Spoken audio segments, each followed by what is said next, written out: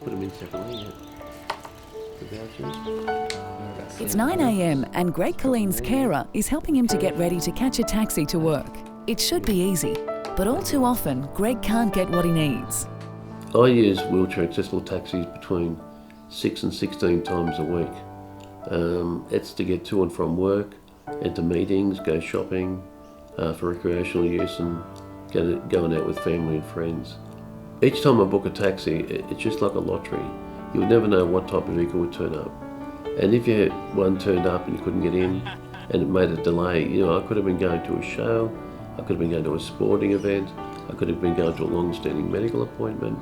Regardless, I'd often be getting taxis that I couldn't get into, and I'd end up having to get another taxi and arriving late to important engagements.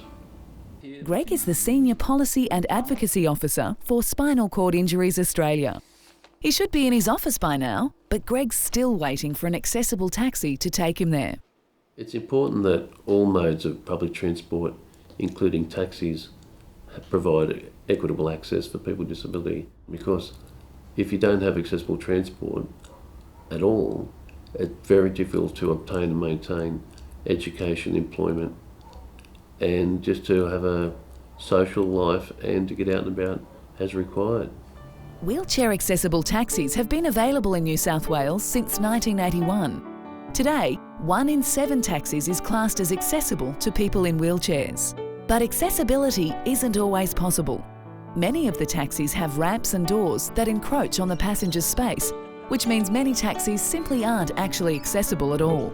Greg had complained about the poor service with wheelchair accessible taxis for many years, but the inaccessible taxis was the last straw.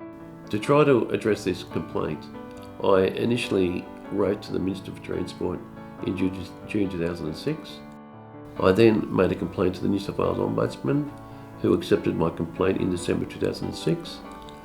And after 18 months of investigation, the Ombudsman's final report and recommendations didn't quite address the crux of my complaint, which was to have all New South Wales taxis audited for compliance with the transport standards.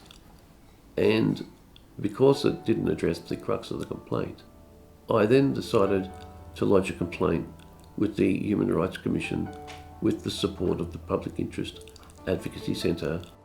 PIAC is an independent, non-profit law and policy organisation. We've been around for about 30 years and our specialty is in running test cases on social justice issues. It was the Disability Discrimination Act that made Greg's case possible, a case that went all the way to the Federal Magistrates Court. I ended up pursuing it in the Federal Magistrates Court because I wanted to get justice, because I really felt that the government and the taxi networks should be found accountable. The Federal Court gave a very important, very clear decision, and that is that if you're a person in a wheelchair, you must be able to properly access what is known as a wheelchair accessible taxi. The outcome of my complaint means that all new wheelchair accessible taxis in New South Wales from October 1, 2011 will have adequate space for the majority of people using wheelchairs. Greg's case was significant for people who use wheelchairs in New South Wales, but since the average taxi lasts about a decade, it will be a few more years until all so-called accessible taxis will be genuinely accessible.